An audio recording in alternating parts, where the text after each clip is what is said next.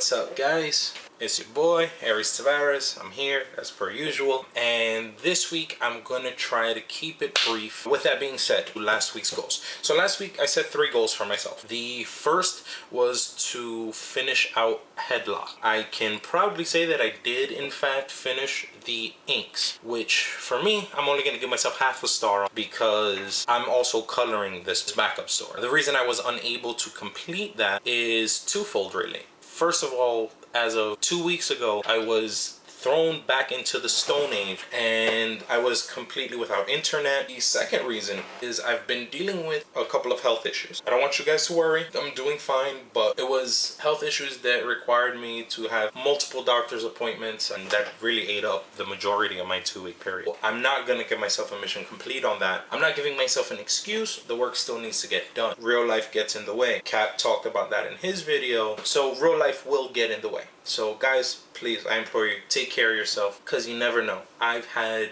people in my personal life, they didn't do the right thing for themselves medically, and one day to another they were here and then they weren't. Don't be one of those people. My second goal, lock down some scheduling. Now, as you can imagine, like I said about the last 2 weeks, it didn't work out. I do have a schedule in mind. I do have a schedule set for myself, but because of the chaotic nature of the last 2 weeks, I haven't really been able to implement it as well as I'd like to. But the schedule is as follows. I usually get up around 6:30. I make myself breakfast and I get to the table roughly around 7:30. Typically I'll work for about 4 hours, give myself a break, 15 minutes, you know, catch up on Facebook, watch a TV show, whatever the case may be, something to give my mind a little bit of a break.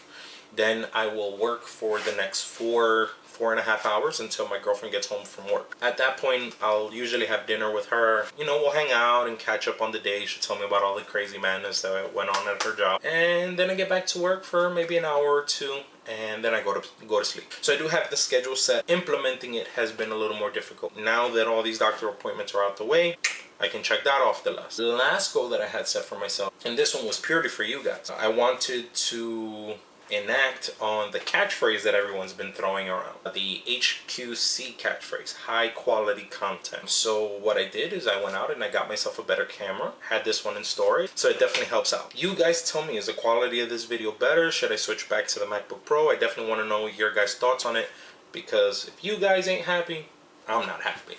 The other things that I want to touch on, the other guys this week have put on phenomenal videos. If you haven't checked them out, please do so. They touched on a lot of topics that I feel are important. Lloyd talked about influences, like really figuring out who influences you, why they influence you, because that's really what's going to lead you to your voice. I know that as a creative type, we're prone to think that we're at the center of our own little universes, that we're these unique little snowflakes. But the truth of it is, every artist on the planet has a, you know, top 3, top 5, top 10. Despite you knowing it, all of those artists in some way, shape, or form have guided your voice artistically. Big part of the challenge is learning what it is about each artist that you enjoy and learning how to incorporate that into your work. I think if you look at any of the guys on this channel's personal pages, fan pages, whatever it is, it may not be the entire thing. It may just be the way they draw a specific gesture, a specific facial feature, and go, oh, I see this guy's an influence. For me personally, those guys are always going to be the more cartoony styled guys.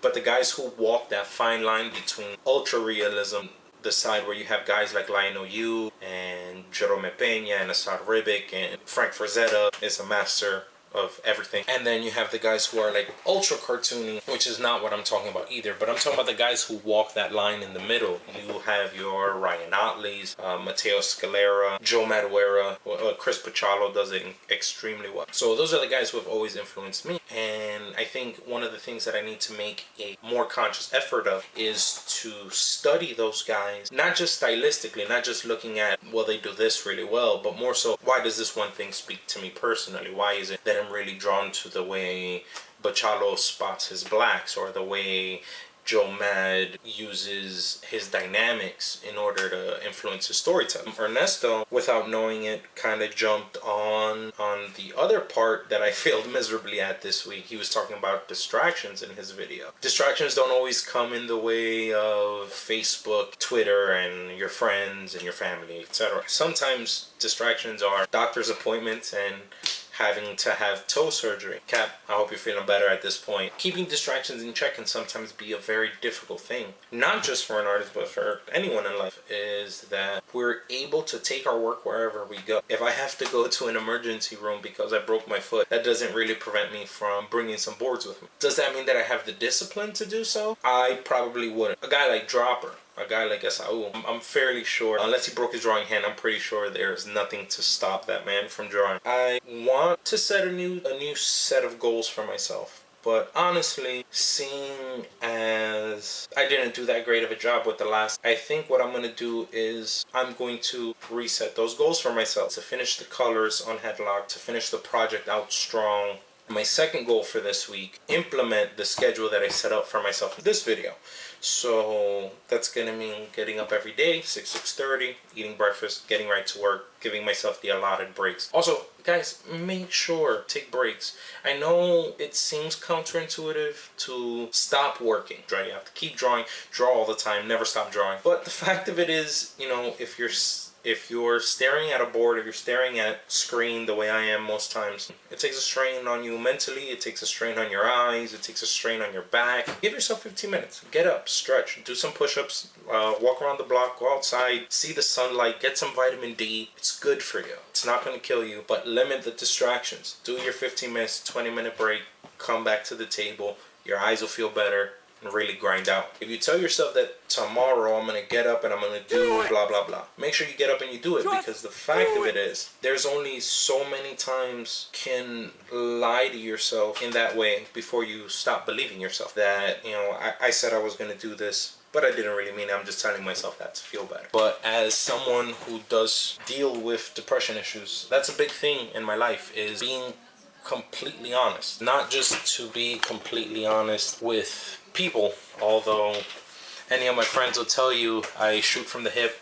I don't mince my words. I say exactly what I mean. But what I mean by being honest is following through on the things that I say that I'm gonna do.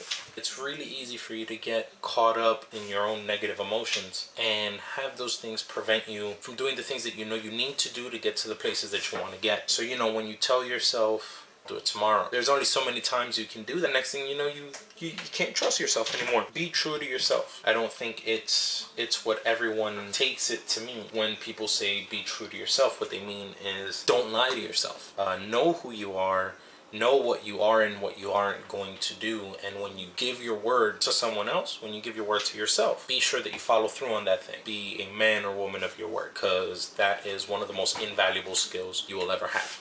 We've had a tremendous month, and I've personally seen an influx on Instagram and on DeviantArt, and you know, people are coming aboard. So thank you guys. This is the first video this week you're checking out. Go back, check out Drop's video. If you didn't check out Lloyd, Damien, and Ernesto's videos from last week, please do so. Seem to link up, and it isn't intentional. We don't discuss our videos with each other, and most of the time when you guys see them, they're seeing them for the first time. And I definitely want to encourage you guys to watch those videos. Thanks again for joining us. I am looking forward to seeing you guys in 2 weeks. And next up, as usual after me, is the captain of the group, Lloyd Briggery. Hopefully healthy Lloyd Briggery, feeling better. And I'll see you in 2 weeks, guys.